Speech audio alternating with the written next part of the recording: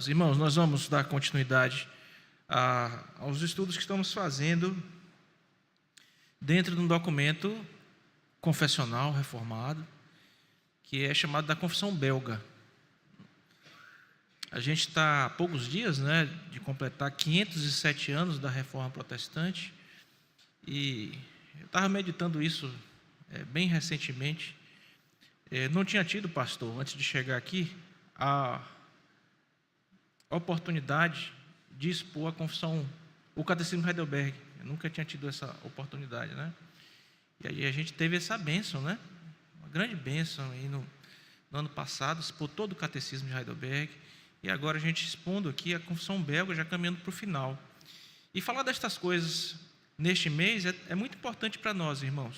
Lembrem-se que a Reforma Protestante veio e uma das coisas que ela providenciou foi colocar a Bíblia na mão das pessoas.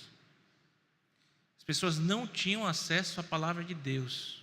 A Reforma fez com que a Bíblia chegasse à mão das pessoas. Os reformadores colocaram escolas ao lado das igrejas, ensinaram as pessoas a ler e a escrever, para que elas pudessem ler a palavra de Deus. Agora, uma coisa é você ensinar o livre exame das Escrituras. Livre exame, o que é?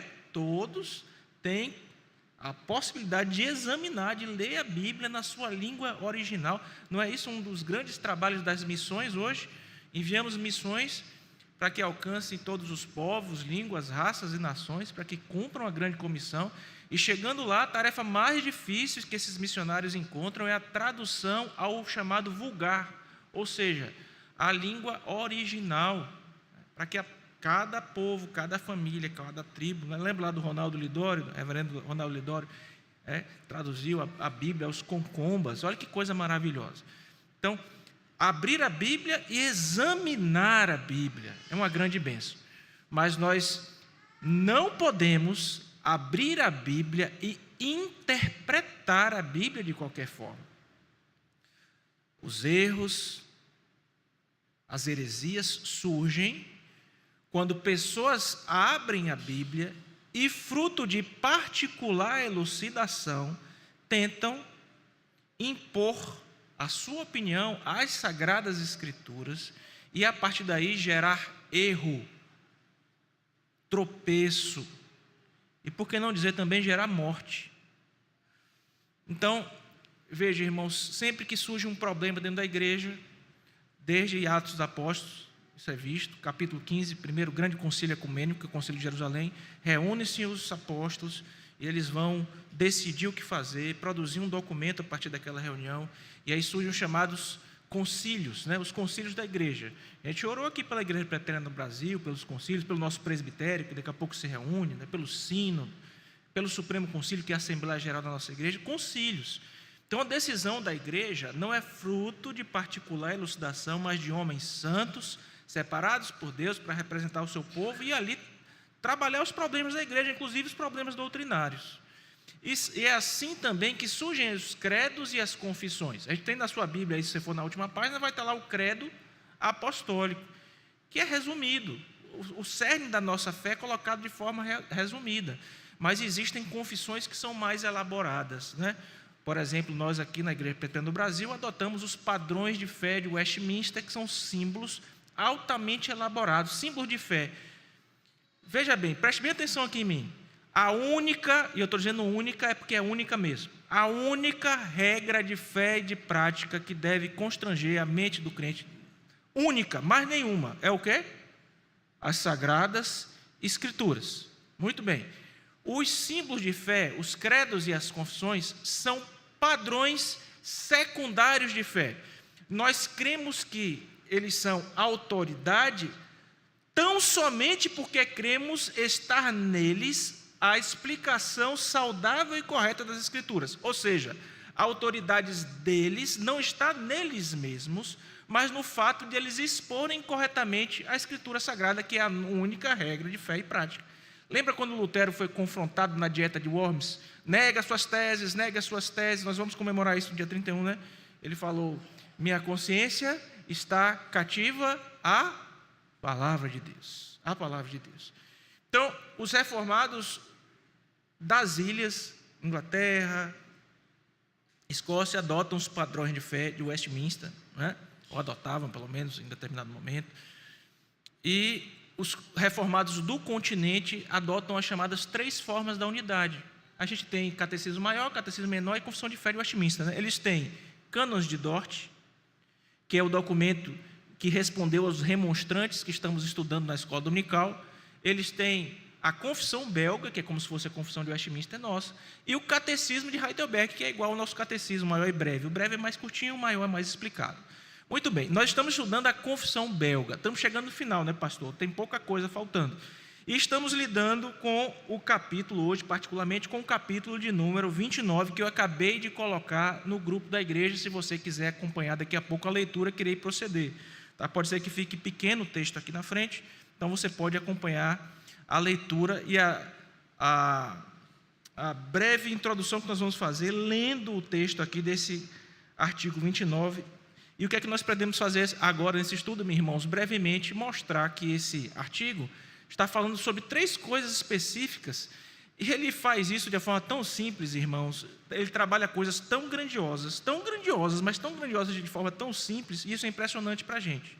Aliás, a confissão de belga é muito pastoral. O simples fato de você ler o texto que está escrito na confissão já é muito elucidativo, educativo, né? A simples exposição do que está no texto já nos ajuda. Então nós vamos ver as chamadas marcas da igreja verdadeira. Só que qual era a preocupação dos autores? Na hora de falar das marcas da igreja verdadeira, eles não falaram somente disso. Neste tópico que tem esse título, eles falaram das marcas da igreja verdadeira, e nós pretendemos falar destas marcas. São 3 as marcas. Eles falaram também das marcas da falsa igreja, por último, e no meio aqui está as marcas do verdadeiro crente. Então, o que é a verdadeira igreja? Quais são suas marcas? Quais são as marcas do verdadeiro crente? E quais são as marcas da falsa igreja? Veja que isso é muito precioso para a gente. Quando nós chegamos hoje em dia, irmãos, eu tenho certeza que vocês estão a todo tempo aí, precisando responder perguntas assim: pastor, você viu aquela coisa, aquela igreja tal, né?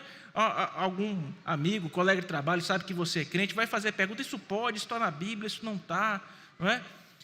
O que a gente pode ter, irmão, como elemento mensurador para você ajudar essas pessoas, para dizer: olha, essa igreja aqui é uma igreja boa, é uma igreja saudável, né? Uma igreja verdadeira. Muito recentemente essa discussão chegou também nas igrejas, chegou nos seminários, lá pelos idos ali de 99, mais ou menos. Um batista reformado começou a escrever, ele escreveu um livro, o nome dele é Mark Dever. Ele escreveu um livro chamado 9 Marcas de uma Igreja Saudável. Eu não sei nem, pastor, se o senhor já tratou esse livro na igreja. Deve ter um certo tempo, né? 9 marcas de uma igreja saudável.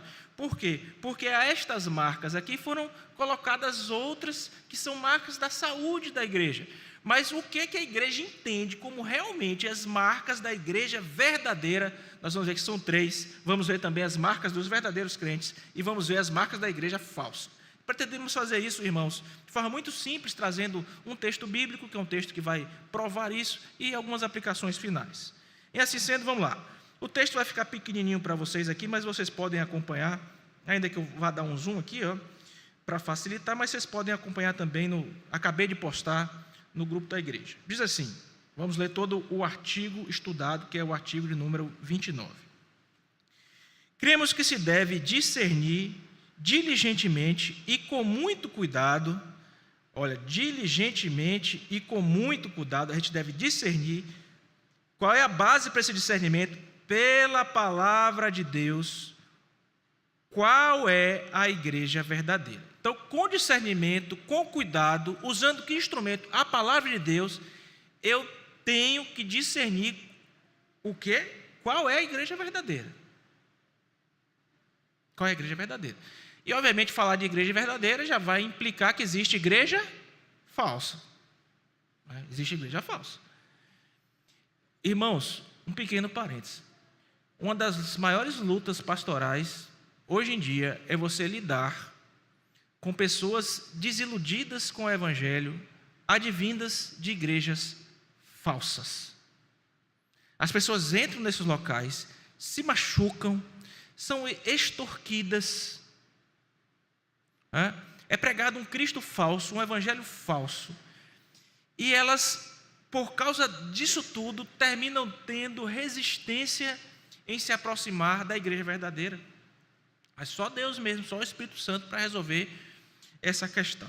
Então, de forma muito diligente, com muito cuidado, pela palavra de Deus, né, temos que saber qual é a igreja verdadeira. E olha só aqui, irmãos, já naquela época, no século XVII, sabe por que ele fala isso? Olha aqui, visto que todas as seitas que atualmente existem no mundo se chamam de igreja. Que coisa, né, irmãos? Que coisa. Parece que é igualzinho aqui no Brasil, né? Pergunta assim para você, você é o quê? Você diz, eu sou evangélico. Né, pastor? Sou evangélico. Aí quando você vai ver o que é que está nesse bolo aí de evangélico, é tudo misturado. É testemunha de Jeová, é adventista do sétimo dia, ambas seitas, né, para a nossa denominação, por causa de erros cristológicos, mexeu na cristologia, é complicadíssimo. E tantas outras, vamos chamar de igreja. Já naquela época, os autores do catecismo aqui, preocupados, esse catecismo foi escrito principalmente dessa forma simples assim, porque estava preocupado em alcançar o coração dos jovens, para os jovens entenderem estas coisas. E aí veja, tudo se chama igreja, e eles falam aqui só que eles se chamam igreja sem razão, porque não são igreja, é sem razão. Não falamos aqui dos hipócritas que na igreja se acham entre os sinceros fiéis. Esse capítulo aqui não está falando do joio, daquele que está aqui da igreja, age como se fosse crente, vive como se fosse crente, mas não é crente. Não é isso aqui a conversa para este capítulo. Está falando da falsa igreja mesmo, da igreja mentirosa. Não está falando dos hipócritas. Contudo, não pertencem à igreja, embora sejam membros dela. Mas queremos dizer que se deve distinguir o corpo e a comunhão da verdadeira igreja, essa aqui é a questão, de todas as seitas que se dizem igreja. Então, qual é a distinção que está proposta? Igreja verdadeira e seita que se diz igreja. Ok? Muito bem. E aí, então, irmãos, olha o que é dito aqui. Primeira parte da lição. A partir daqui a gente vai só apresentar, porque vamos destrinchar isso em 3 partes. As marcas para conhecer a verdadeira igreja são estas. Ela mantém, aqui número 1, pura pregação do evangelho. Número 2, pura a administração dos sacramentos, como Cristo os instituiu. E número 3, o exercício da disciplina eclesiástica para castigar os pecados. 1, 2 e 3. As 3 marcas. E aqui ele vai comentar um pouco sobre isso, nós vamos fazer esses comentários na hora da exposição. Então, em resumo, ela se orienta segundo a palavra de Deus, rejeitando todo o contrário a essa palavra e reconhecendo Jesus Cristo como o único cabeça. Assim, com certeza, se pode conhecer a verdadeira igreja e a ninguém convém separar-se dela. Muito bem. Em primeiro lugar, eles falaram então da verdadeira igreja. Agora veja que eles vão falar dos verdadeiros crentes. Aqueles que pertencem à igreja podem ser conhecidos pelas marcas dos cristãos. Interessante, né? Tem a marca da igreja verdadeira, não tem? Mas também tem a marca dos cristãos verdadeiros. Que marcas são essas? Olha só o que ele coloca aqui, a saber. Nós vamos dividi-las também, em termos didáticos, mnemônicos, aqui em 3, tá? Aglutinando-as. Pela fé e pelo fato de que eles, tendo aceitado Jesus Cristo como o único Salvador, fogem do pecado, seguem a justiça, amando a Deus e ao seu próximo, não se desviando para a direita nem para a esquerda e crucificando a carne com as obras dela. Isso não quer dizer, porém, que eles não têm ainda fraqueza, mas pelo Espírito a combatem todos os dias da sua vida e sempre recorrem ao sangue, à morte, ao sofrimento e à obediência do Senhor Jesus. Finalizando, nele eles têm a remissão dos pecados pela fé. E aí foi a segunda parte. Primeira, as marcas da igreja. Segunda, as marcas do crente. Agora vai falar as marcas da falsa igreja. Marcas da falsa igreja. O contexto aqui, obviamente, é um contexto de combate ao catolicismo romano. Tá, irmãos? Quanto à falsa igreja, aí quais são as marcas dela, né? Ela atribui mais poder e autoridade a si mesma e aos seus regulamentos do que a palavra de Deus, primeira característica, e não quer se submeter ao jugo de Cristo. Então, ela é mais importante do que a palavra, ela é mais importante do que Cristo, primeira marca. Segunda, ela não administra os sacramentos como Cristo ordenou em sua palavra, mas acrescentam e eliminam o que lhe convém. Então, de acordo com a vontade deles lá, não tem consideração nenhuma pela palavra. No caso deles, a tradição da igreja é mais forte do que a palavra. O Papa diz uma coisa aí, isso que ele está dizendo é mais importante do que a palavra. Certo? Então, essa é a marca da falsa igreja. Ela se baseia mais nos homens do que em Cristo. Ela persegue, outra marca, aqueles que vivem de maneira santa, conforme a palavra de Deus, e que lhe repreendem os pecados, a avareza e a idolatria. Agora, olha que frase interessante que finaliza, irmãos. Última frasezinha aqui, que finaliza. É fácil conhecer estas duas igrejas e distingui-la umas das outras, né? Coisa maravilhosa aqui, esse artigo, né? Esse artigo de número 29.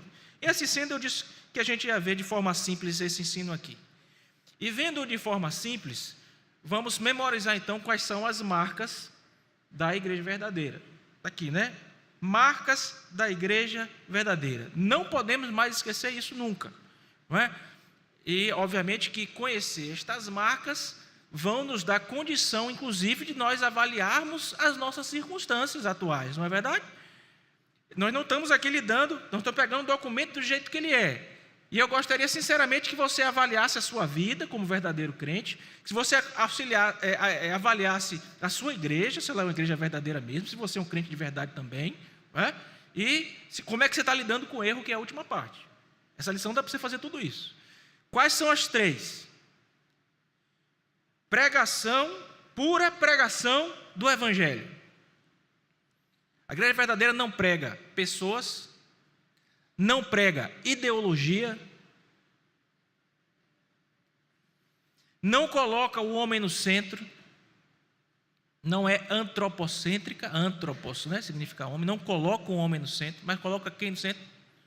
Cristo e a sua palavra, ele é o Logos de Deus. Essas duas coisas são inseparáveis. Pura pregação do Evangelho. Muito bem. Segunda marca.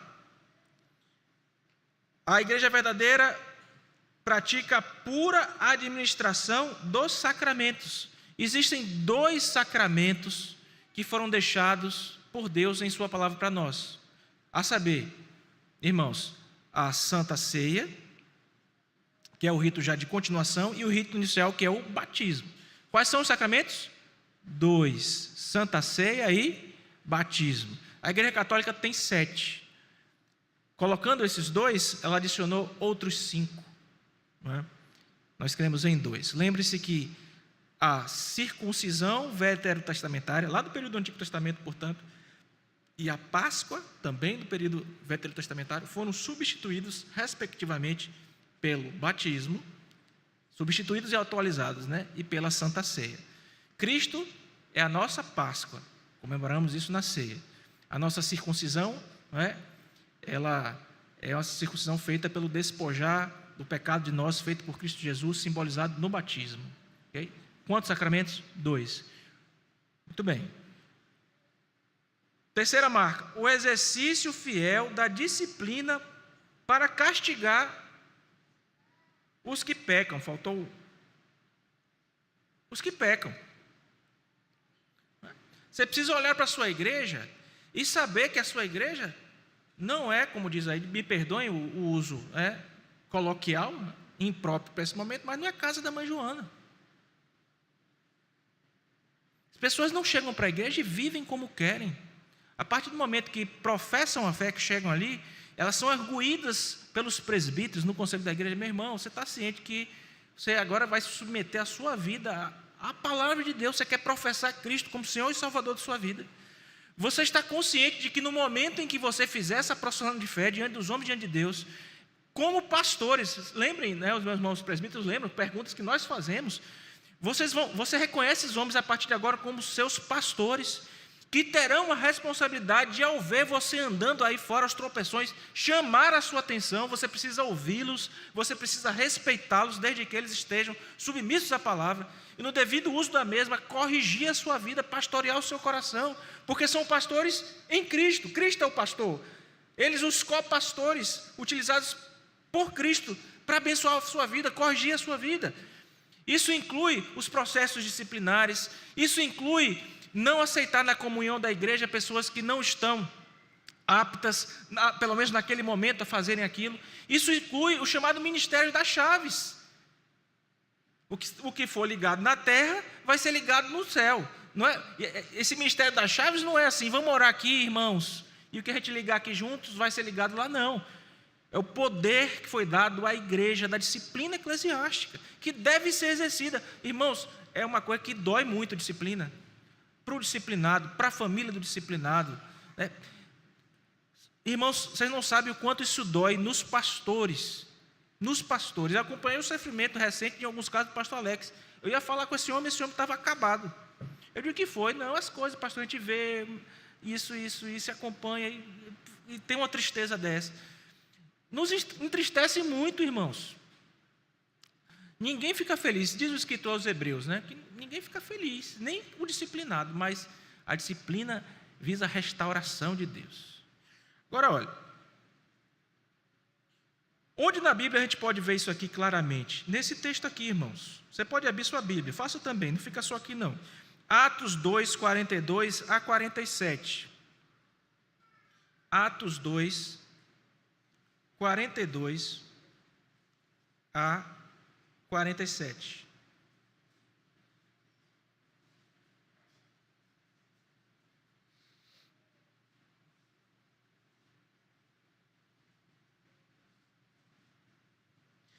Esse texto aqui, irmãos, nós vamos ler agora, ele vai falar da administração correta dos sacramentos, que quando no versículo 22 a gente vai ver aqui a questão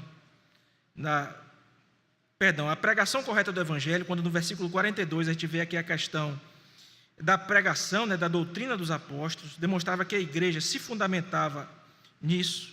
Vamos ver também a administração correta dos sacramentos no partir do pão, que está mencionado aqui no versículo 42, E também vamos ver a disciplina eclesiástica, quando o texto vai mencionar o temor que recaía sobre todos por causa do governo santo dos apóstolos. A orientação, irmãos, segundo a palavra de Deus, e a submissão à palavra de Deus está exposta no versículo 47, louvando a Deus e contando com a simpatia de todo o povo. Vamos ver isso aqui no texto? Diz assim: e perseveravam na doutrina dos apóstolos, veja aqui, correta a pregação da palavra, eles perseveravam na doutrina dos apóstolos, a palavra de Deus era pregada, era explicada, eles ouviam a palavra de Deus e perseveravam na doutrina, na Bíblia. No partir do pão e nas orações, Então você vê aqui os meios de graça, Eles recebiam a pregação bíblica, eles tinham aqui a comunhão, O partir do pão, que é um símbolo da mesa do Senhor, dos sacramentos, e nas orações. Então você tem aqui a igreja andando segundo as marcas dessa verdadeira igreja, a igreja aqui em Atos, Veja a disciplina prefigurada aqui: em cada alma havia temor. Então, olhando para o cuidado generoso dos apóstolos, do colegiado apostólico, havia temor, o temor de Deus, né? A observação do que precisava ser observado. E os apóstolos, nos diz o texto, faziam muitos prodígios e sinais. Versículo 44. Todos os que creram estavam juntos e tinham tudo em comum. Vendiam as suas propriedades e bens, distribuindo o produto entre eles à medida que alguém tinha necessidade. Diariamente perseveravam unânimes no templo, partiam pão de casa em casa, tomavam as suas refeições com alegria e singeleza do coração. Olha só, irmãos, essa vida agora aqui no versículo 47, essa vida de devoção, louvando a Deus, contando com a simpatia de todo o povo. Enquanto isso, acrescentava-lhes o Senhor, dia a dia, os que iam sendo salvos, né? Louvado seja Deus. Nesse texto aqui já mostra, irmãos, essas marcas, né, sendo vividas pela igreja do Senhor, marcas que todos nós devemos observar em uma igreja. Em uma igreja. Muito bem. Vimos também, no segundo momento, que a preocupação dos irmãos que escreveram a confissão belga era falar sobre as marcas dos verdadeiros crentes. Quais são essas marcas dos verdadeiros crentes? São essas aqui, ó. Primeiro, o verdadeiro crente tem fé em Cristo como o único Salvador. Então, fé somente em Cristo. Cristo é o único e suficiente Salvador. Qual é a segunda marca? Estes crentes, agora transformados, e aí como a confissão escreve isso pastoralmente para jovem, né? Não está falando daquela doutrina da salvação que a gente está estudando na escola dominical de forma tão dissecada, mas está colocando isso de uma forma mais genérica. Essas pessoas vão se santificar, elas vão fugir do pecado. Há um caráter, vai ser trabalhado no terceiro momento aqui, mas veja, as pessoas têm a Cristo como único e suficiente Salvador, elas se arrependem, né? Elas abandonam os seus pecados, e então elas vão passar a viver em justiça, amando a Deus e o próximo, crucificando as obras da carne, sem se desviar. É para a direita ou para a esquerda, eles vão usar isso, né? Por quê? Porque estão olhando para Cristo. É a marca do verdadeiro crente. E aí, inclusive, há umas ressalvas, né, que o capítulo diz, ele diz assim, olha, vai ter luta, isso não quer dizer que não haja fraqueza, mas estes crentes combatem todos os dias recorrendo a Cristo. Todos os dias recorrendo a Cristo. As marcas dos verdadeiros crentes. Quando você ficar diante disso aqui, irmãos, obviamente você vai ter que escrutinar a sua vida, né? Será que estas marcas estão presentes em mim? Eu tenho a Cristo como o único suficiente Salvador? Eu tenho fugido do pecado?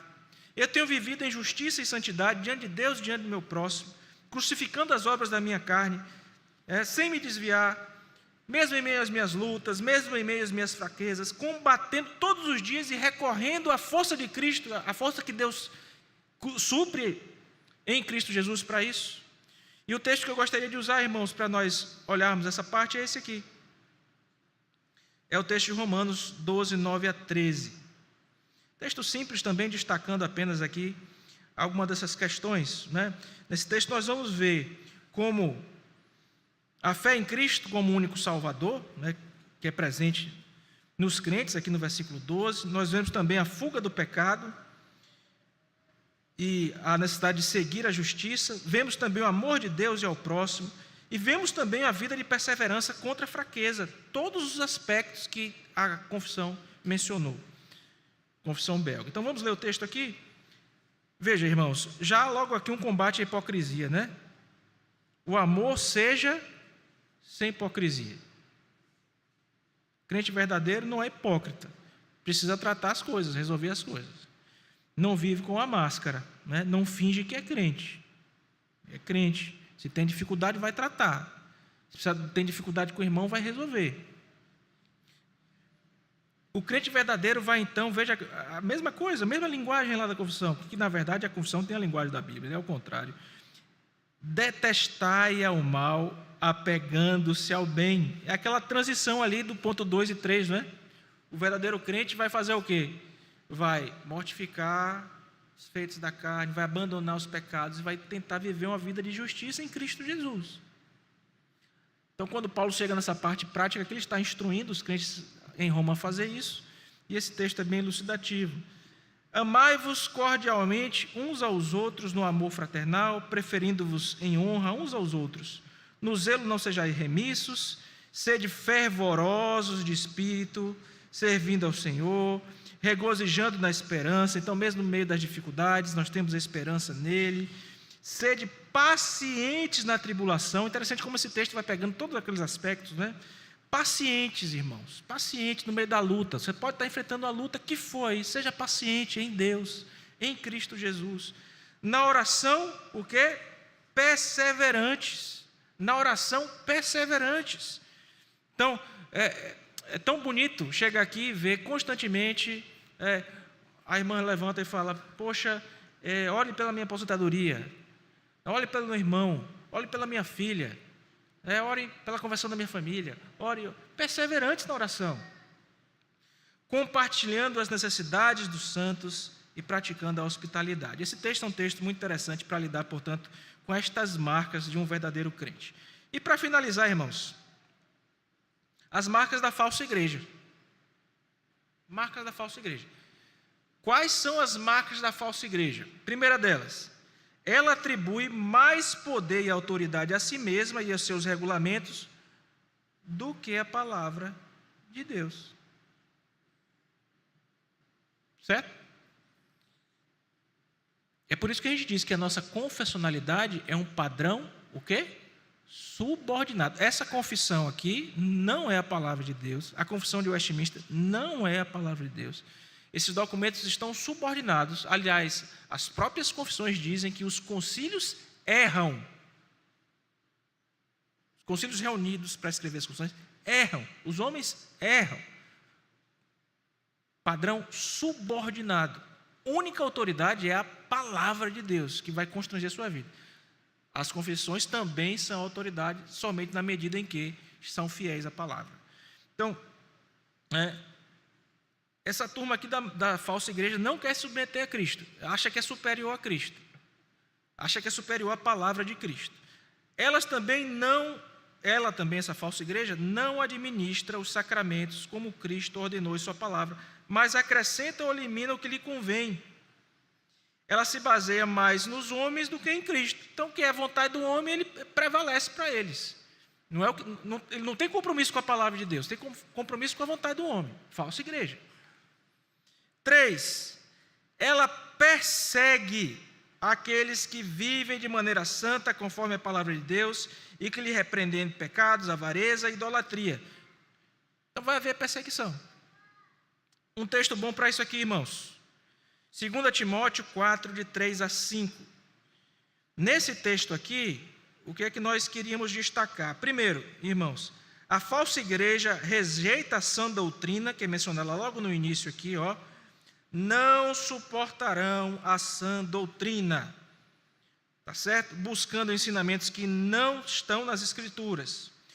A falsa igreja alteram os sacramentos, não é? Isso aqui não está explicitamente dito, mas aqui no versículo 4, implicitamente se renderão a dar ouvidos, se recusarão a dar ouvidos à verdade, né? Não dão ouvidos à palavra, mas a fábulas de homens. E baseia-se também em homens mais do que em Cristo, irmãos. Então, veja como isso é visto aqui. Pois haverá tempo de que não suportarão essa doutrina, o abandono dela. Pelo contrário, cercar-se-ão de mestres segundo suas próprias cobiças, homem falando para homem para agradar homem.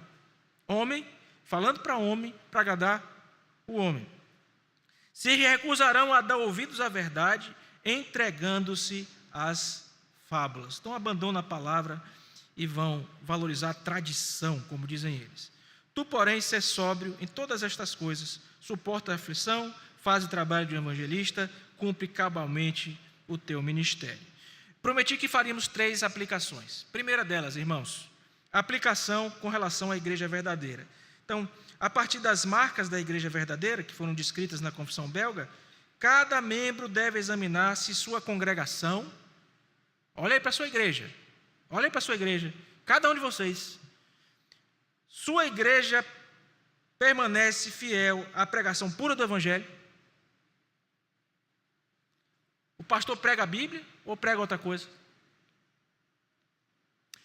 2, sua igreja administra os sacramentos conforme Cristo. É o batismo e a Santa Ceia que são ministrados.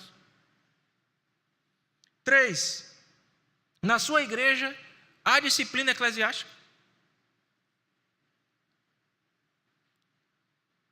Se sim, graças a Deus. Você está numa igreja que possui as marcas de uma igreja verdadeira. E então reflita sobre o valor dessa comunhão. Você já parou para pensar, irmão, na bênção de poder estar em um local que é uma igreja verdadeira? Tem tanta gente aí sendo levada pelo engodo, pelo erro, irmãos, machucados, espiritualmente cegos e mortos, porque estão em um local onde se ensina o erro. Reflita sobre isso, reflita sobre o impacto da palavra. Irmãos, reflita sobre a bênção de cultivar um ambiente onde a correção bíblica seja recebida com humildade e todos estejam comprometidos em manter a fidelidade ao ensino de Cristo. Que coisa maravilhosa, você saber que se você errar, você vai ser procurado pelos seus pastores e você vai ser disciplinado pelo seu erro, porque Deus disciplina tantos quanto ama.